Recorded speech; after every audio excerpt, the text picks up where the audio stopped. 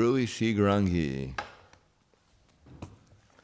Om Agyanatvanandasya Ghananjana Salakaya Chaksur Militam Yena Tasmai Shri Gurave Namaha Shri Chaitanya Manobishtam Sapitam Yena Bhutale Swayam Rupa Kadamhayam Tadati Swapadantikam Vandeham Shiguro Shri Uta Padakamalam Shri Gurum Vaishnavamscha Shri Rupam Sagradatam Sahagana Raghunatam Vidham Tam Sajivam Sadvaitam Savadutam Prajana Saitam Krishna Chaitanya Devam Shri Radha Krishna Padan Sahagana Lalita Shri Vasakans Vitamscha Hey Krishna Karna Sindhu Dinabando Jagapate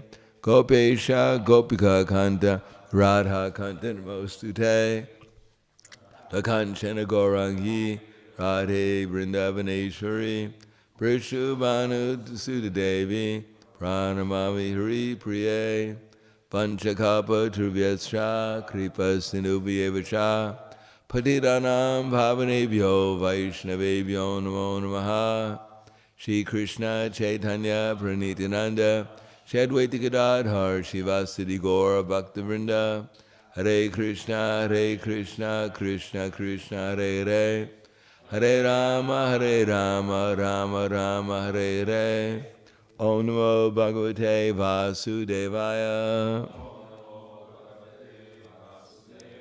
Om Namo Bhagavate Vasudevaya Om Namo Bhagavate Vasudevaya. Bhagavad Gita as it is, chapter 6, Sankhya Yoga, text number 18.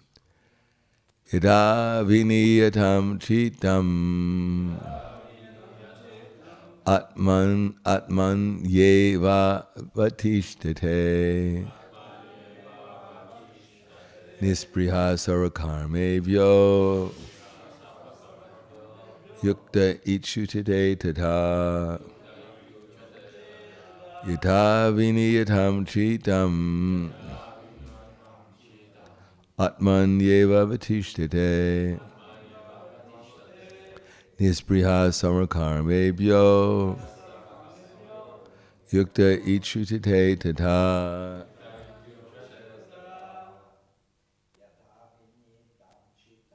Yata viniyatam chitam atmanyeva vatishtate nispriha sarakarmebhyo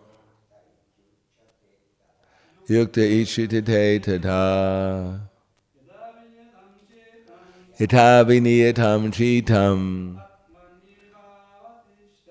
atmanyeva vatishtate nispriha sarakarmebhyo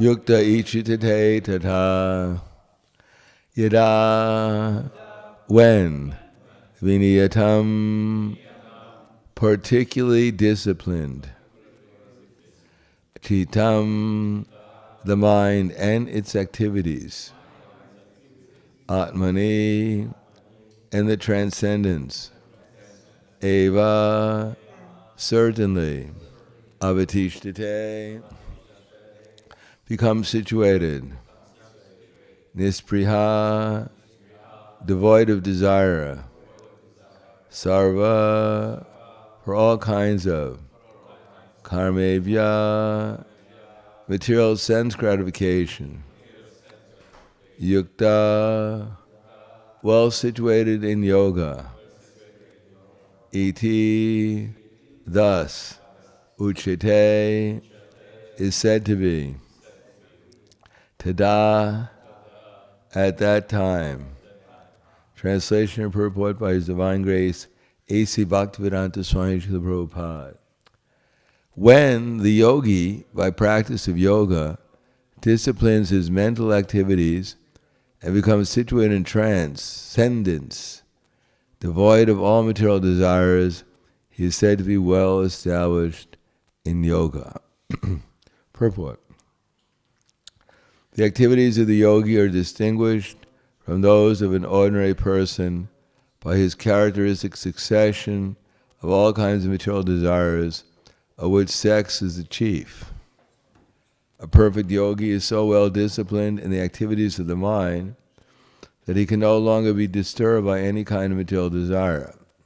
This perfectional stage can automatically be attained by persons in Krishna consciousness, as stated in the Srimad Bhagavatam.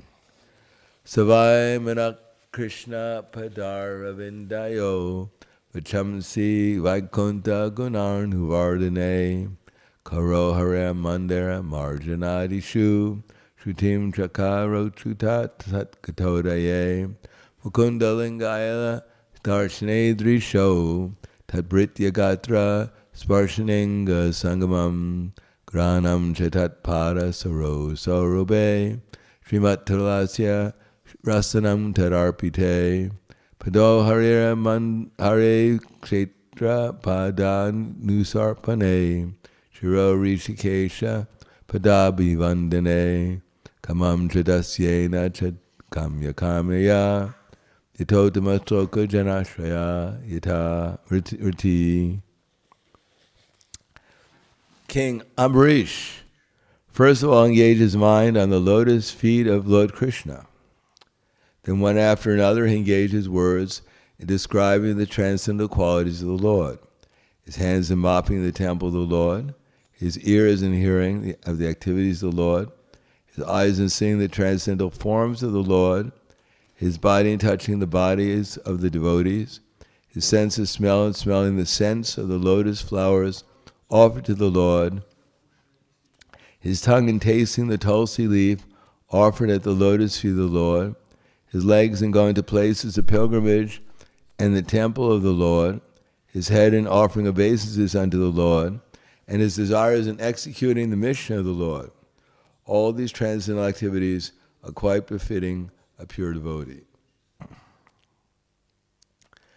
This transcendental stage may be inexpressible subjectively by the followers of the impersonal path, but it becomes very easy and practical for a person in Krishna consciousness, as is apparent in the above description of the engagements of Maharaj Ambarisha.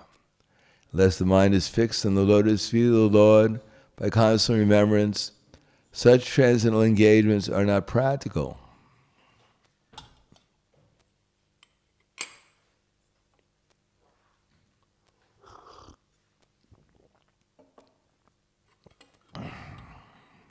In the devotional service of the Lord, therefore, these prescribed activities are called archana, or engaging all the senses in the service of the Lord. The senses and the mind require engagements. Simple abnegation is not practical.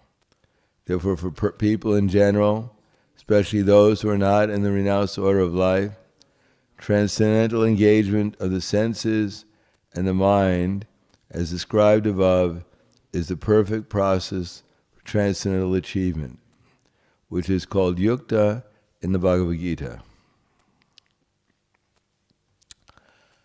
Ita viniyatam chitam atmanyeva vitishtete nispriha sarakarmevyo yuktichite tata. When the yogi, by practice of yoga, disciplines his mental activities and becomes situated in transcendence, devoid of all material desires, he is said to be well established in yoga. Yoga yukta vishuddhatma vichitandriyati.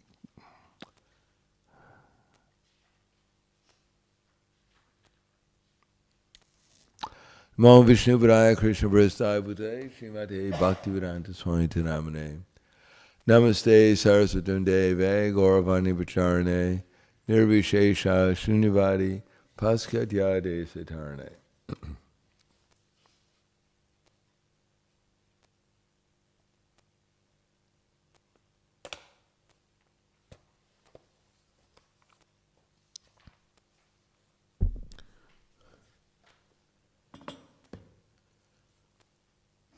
So throughout this particular chapter, Krishna is emphasizing the mind.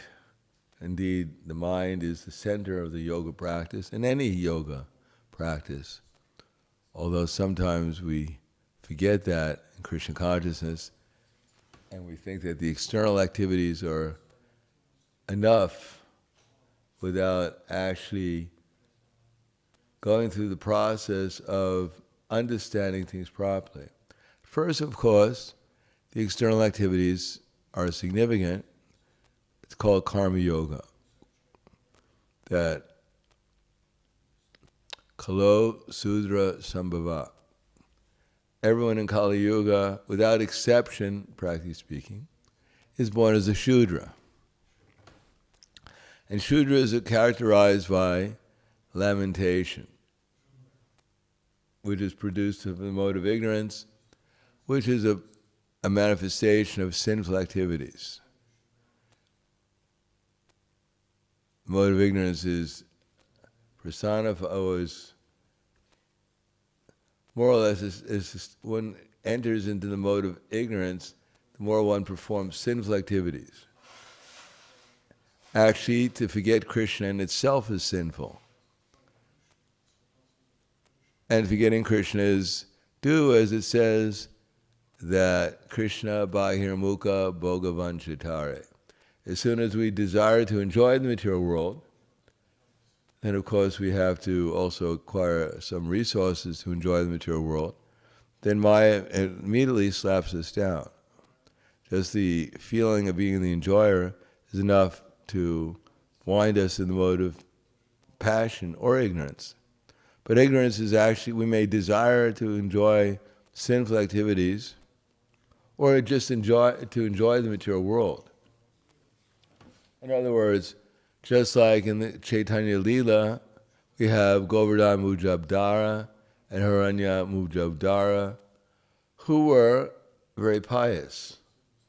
They supported the entire Vaishnava community. But when Chaitanya Mahaprabhu was speaking to Raghunath Das Goswami, their nephew and their son, he said that your uncle and your father are just like two worms in stool, trying to enjoy the material nature. Now these are devotees, mixed devotees of course, who are actually giving charity, practically supporting the entire Vaishnava community, the Brahmins at least. And Chaitanya Mahaprabhu is comparing them to two worms in stool, trying to enjoy the material energy. Of course, he was joking with Raghunath Das Goswami because he's Chaitanya Mahaprabhu and he can joke if he wants. But there is mode of ignorance, there's mode of passion, and there is mode of goodness. And they're all prisoners in the material existence. Prabhupada compares it to first-class prisoner, to second-class prisoner, and to third-class prisoner. They're all prisoners, but some are given more opportunities for comfort in the prison. They're not free of the prison, they're restricted, but still they're compared to those in third-class prison cells, they have a much better situation. So the mode of goodness is superior to the mode of passion and the mode of ignorance, but it's still prison. It's still the same miseries are there. Old age, disease, and death are equally there for everyone in the material world, along with Adi Daivaka, Adi Bodhika, and Adi Klesh, and Adi Yatma miseries. They're all there for everyone. Goodness, passion, or ignorance. But in ignorance, one is covered more than if one is in passion or in goodness. So those are Shudras because they did sinful activities in the past, but they had the good fortune of getting good association, so they have some desire to restrict their sinful activities and maybe associate with people who are pious. And then they can learn how to enjoy in the material world without having illicit sex meat eating, gambling, and intoxication. But that's still, they're trying to enjoy the material nature. That's called passion. And most people in passion, unless they keep up good association, they fall into the mode of ignorance.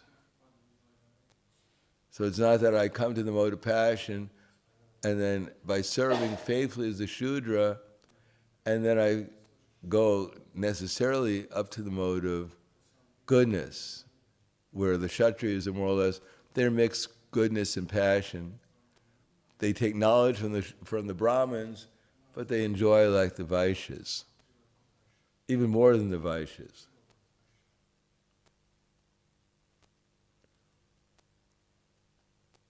And then usually the Kshatriyas, if they don't really give up their tendency to enjoy at the end and go into the forest, then they may go to hell like everyone else in the world. That's why the minister was telling the king why this particular saintly person is blessing the prince, that may you live forever. May you not die. Because if the prince dies, then, well, while he's living in the material world as a prince, he's enjoying his senses. So he should live. But when he dies, he's going to hell, so he shouldn't die. On the other hand, the brahmachari, he should die immediately, because he's suffering due to his austerity, but when he dies, he'll at least go to the heavenly planets, or go back to the spiritual world, so he should die immediately. The butcher, he shouldn't live and he shouldn't die, because his life is horrible. When he dies, he certainly go to hell. And the devotee, whether he lives or dies, it makes no difference, because he's always in Vaikuntha.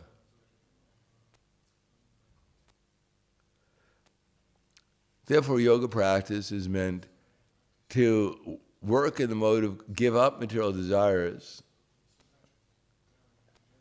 It's not to acquire a mystic power or a healthy body. Of course, it says you can desire a healthy life, so a little exercise doesn't hurt.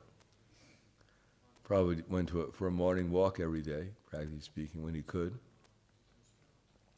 But to put your foot behind your neck, that's not even part of the yoga process. That's just a concoction. Yoga practice is just so you can sit there and go through the asanas, simply help you with pranayama to help pratyahara. So the real yoga practice begins at dharana, dhyana, anusmriti, and then samadhi. That's actually the real purpose of yoga, is to concentrate the mind upon Krishna, the Supreme, the Super Soul within the heart. Similarly, the purpose of our Hare Krišna movement is to concentrate upon Krishna, internally and externally, by chanting the Hare Krišna mantra. Then the same Super Soul who Karna Muni saw after 10,000 years can be perceived even within this lifetime, that the holy name and Krishna are non-different. And the more we perceive Krishna externally in the holy name, the more he appears internally within our hearts. But unless we come to that, we understand that that's the goal, then Krishna consciousness is not necessarily much different from just ordinary pious activity. Unless we actually learn the technique of hearing with appreciation the holy name. Not only when we, of course, we should learn how to chant so that at least we appreciate when we're chanting. And we should appreciate what others are chanting, not necessarily for the musical quality. That may even be a distraction most of the time. We forget that actually Krishna is not very much impressed by our sweet singing. He has much sweeter singers to sing to him in the spiritual world. In fact, even the bumblebees sound better in the Tulsi in the spiritual world. He only appreciates the actual feeling of humble, submissive love, separation especially. feeling love and separation from Krishna, not simply putting on a performance. Otherwise, when we forget, when we say Hare and Krishna, we're requesting Srimati Radharani and Krishna to engage us in their loving service. And they do that out of love, if we sincerely, that's what we want. But love implies that if we love Radha and Krishna, we're going to love everyone. So as Krishna says, that in the lower modes, that it's hard to see everything equally because of our desires. Some things we want, something we don't want. We become very elated. Naprarishat priyam prapya, no dvijet prapya priyam, stira buddhira samudo brahmavid brahmanistitaha. Person who doesn't rejoice when he obtains something pleasant, nor laments when he attains something unpleasant, who's self-intelligent, unbewildered, and who knows the science of God, is said to be situated in transcendence. So it's not just a question of just sitting in an asana, looking at the tip of the nose, which has already been explained, or so many other things, but it's actually relating, as Krishna had said previous to that, vidya vinaya tad buddhiyas tad atmanas tad nishtas tad parayanaha gachantnyapana avritim jnanani aduta kalmashaha. To establish buddhi, even the yogis have to have buddhi. They must have heard from someone. One doesn't sit there, one doesn't one day wake up and think, I think I'll go to the Ganges and lay a kusha grass on the ground and cover it with a deer skin. And I just think I get this inspiration last night because I saw it in a dream, and I'll sit there and meditate, look at the tip of my nose. No, obviously you must learn it from someone. The whole process has to be learned from someone. Matter of fact, only the Brahmins were able to even begin to think of doing something like that. Why? Because without yama and niyama, without giving up sinful activities and acquire piety, one can never sit peacefully in any one place.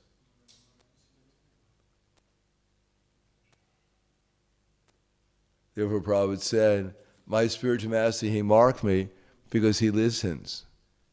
He's listening, he doesn't go away. Even Srila Bhaktisiddhanta Saraswati, the Acharya of the Gaudiya Math at that time, he would start speaking philosophy, and his disciples would decide to go and visit some kind of holy place. The Acharya is there, and we should understand when the Acharya is there, then in a very tangible way, in a much more tangible way, then the whole place is being manifested before us. The spiritual energy is there. Beyond when we go to a holy place and we're sightseers. When the pure devotee is there, it's not just sightseeing, it's a transcendental experience, if we appreciate it. The Prabhupada couldn't even understand what Bhaktisiddhanta Saraswati Prabhupada was talking about, but he just would listen. And so his spiritual master, Prabhupada said, my spiritual master marked me, and when they asked whether he should be eligible for initiation, he said, of course. He listens, he doesn't go away. He understands the value of the transcendental sound vibration. And we're thinking, well, that's nice maybe in the future. But actually, that's our goal, is to meet Krishna in transcendental sound. And it's not just, transcendental sound is a manifestation of the complete spiritual world. Krishna played his flute, and it came out as, through the ear as a Brahma's Om, the syllable Om, the source of creation of everything. Now how that is, that even the impersonalists, they have this idea, they meditate on Om and they start seeing that everything is manifested from Om. Even the impersonalists can perceive that, what it says in the Brahma Samhita. So we should at least come to that stage of understanding how everything is manifestation coming from Krishna's flute, which was played out of love. So the material nature is being manifested out of Krishna's love for the conditioned souls, to give them an opportunity to engage in their fantasy of being the Supreme, and at the same time utilize the energies in Krishna's service. So that's called in such a way that they begin to think about Him.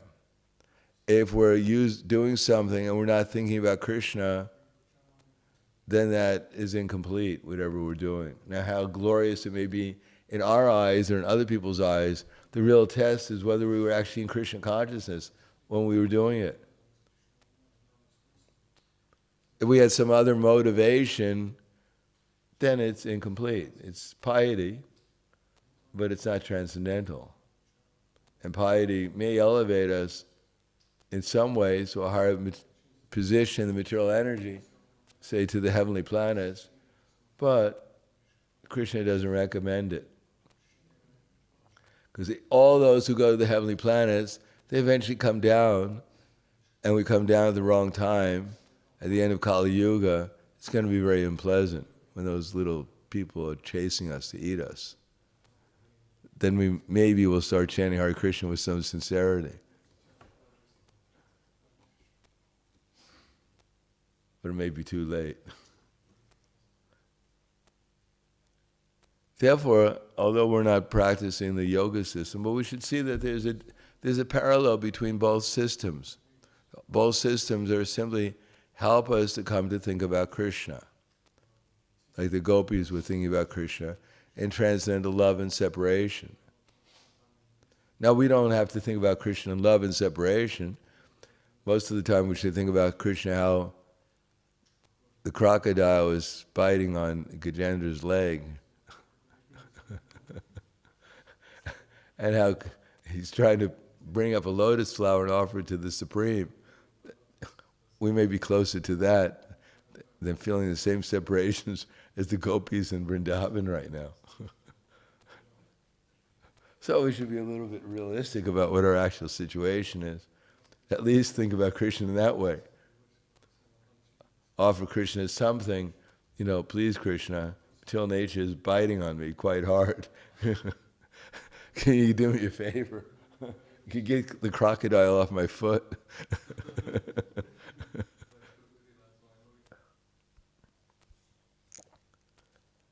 Then we may become elevated to the position of Dhruva Maharaj.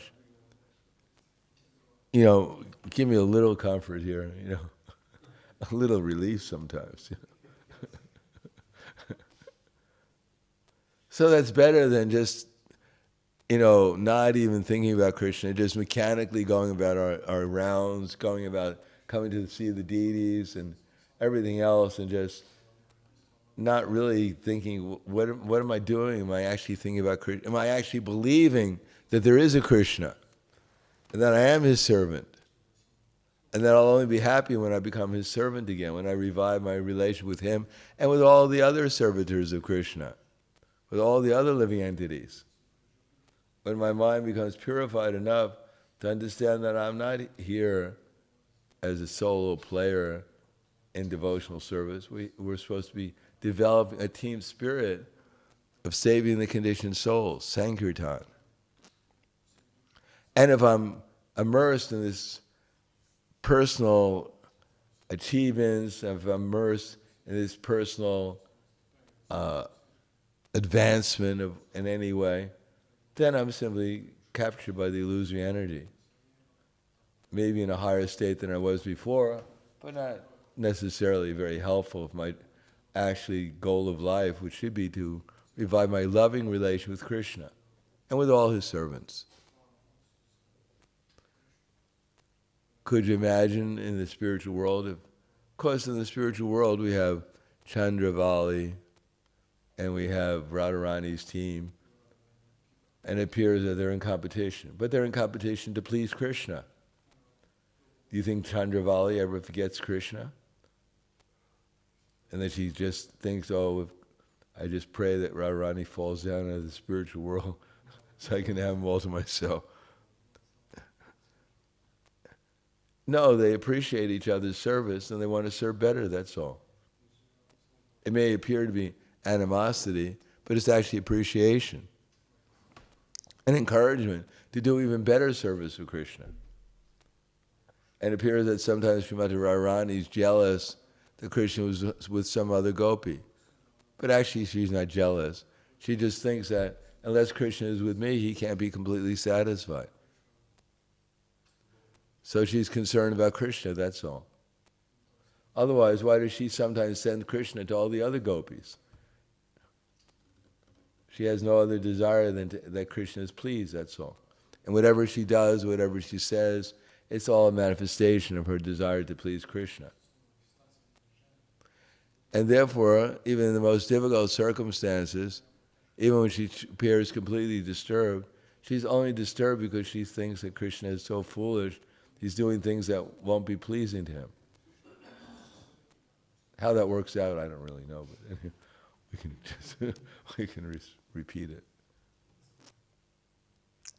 On the other hand, whatever we're doing, big or small, it's not really that important. The real important thing is that it's actually part of the team to bring others to Krishna, because that's what will actually please him. Krishna is not hungry for our, as Prabhupada said, for our halava with raisins in it, because I don't even think they make a halava anymore. Do they make halava here sometimes? That used to be the staple. No one would live without halava. But Prabhupada gives that an example. Your raisin halava. It's not that Krishna. He's hankering to see love on our part and love to work to bring others to him. That's why he comes. He didn't come, to have for the Sunday feast. He's here all the time. He takes all the prasadam we give him, and hopefully it's with love. But he wants to see that we're actually progressing and distributing Krishna consciousness to others, not only outside, but even inside. Because we can't learn how to distribute Krishna consciousness to each other inside, how will we possibly want to bring anyone else inside? We're merciful to the people outside. Inside, we're wondering, how did these people get here? What are they doing here? No, they'll only stay here if we're as merciful to the people inside, the devotees inside, as we are to the people outside.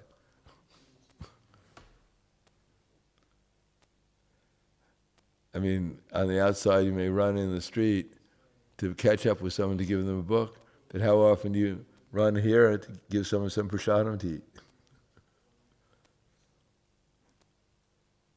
Unless they'll pay you for it. No, we have to understand that we're trying to see Krishna everywhere. So outside is a big challenge, because if we can see him outside, we make the effort. Then if we apply that within us, inside, then it'll become even nicer than outside. And Krishna will give us the intelligence and the empowerment how to serve the devotees inside, if that's what we want to do also, as well as outside. Then we'll be empowered to actually even spread the Krishna consciousness more on the outside, and our minds will become blissful in any circumstance in Krishna consciousness.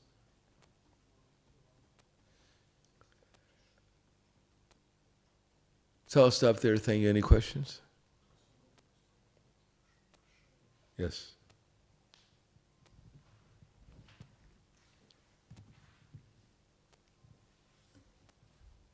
How would you define, because we should perform these duties with love, but obviously some of us, we are not on some stage of, prema or bhava or whatever. But still we are doing devotional service. So how can we know in simple way that we are doing something properly with love, that it is bhakti yoga, not something else? For example, when we offer food or whatever. 3 stages, which Krishna repeats in many different ways, so we can express it in many different ways. Even the verse that I quoted, Sadatam kirtayanto mam yatantas chadrida vritaha navasyantas sumam bhaktyat nityukta upastate. Sadatam kirtiyanto mam. So we're involved. The first symbol of developing love was associating with devotees who are glorifying Krishna in some way. Glorifying Krishna means, for instance, even the technique by which we can serve Krishna, such as putting our minds on Krishna. So that by that association, a symptom of Shraddha, that we're paying attention and giving our appreciation. So that's the beginning of love. Paying attention to something and then showing some appreciation. Just like we think we have no love for Krishna, but then we get a little kitten, we put it on our lap, we pay attention to it, and we stroke it, see if we can invoke some feeling from it, appreciation. So, love is natural for us. We can stroke a little kitten and try to get its appreciation. Certainly we can chant Hare Krishna, do some service to Krishna with a little bit of attention and a little bit of care, trying to invoke some nice feeling from Krishna. And namasyantasramam nitya, when we become more serious, after we take initiation, especially when we made a vow to be serious, then we do things that even we don't like to do, but we do it for Krishna, to please Him. And that's even a higher stage. Acting like a menial servant without false prestige. Satisfaction of the self-realized spiritual master is a secret advancement in spiritual life. So, keep our false ego down, understand that we're 1/10,000th the size of the tip of hair size, do something to please under the direction, guidance of the spiritual master, knowing that will please them and please Prabhupada, because they're his representatives. And then when we remember Prabhupada and they're his associates, and we do something to please them with some determination, then we'll actually feel their love, their appreciation. And then we'll understand what our love is, when we feel their love. Our love will not be invoked unless we become worthy of experiencing by practical service the love of Krishna and his devotees. Then, when we feel how wonderful their love is, how wonderful their appreciation is, then we'll become very meek and humble. No matter how much we become advanced in Krishna consciousness, we'll still be overwhelmed by the unlimited love of Krishna and his devotees. So gradually, a little bit at a time, we develop our love. But it's there at the very beginning. It's called Shraddha, some attraction, giving a little bit of our attention, a little bit of our appreciation. That's love. Care and attention is love. And we should see that in others. And then that will also help us develop our appreciation, love more. And the other devotees. Anything else? Khala Granthara Srimad Bhagavad-gita ki jai, Srila Prabhupada ki jai, Gaur Premanande.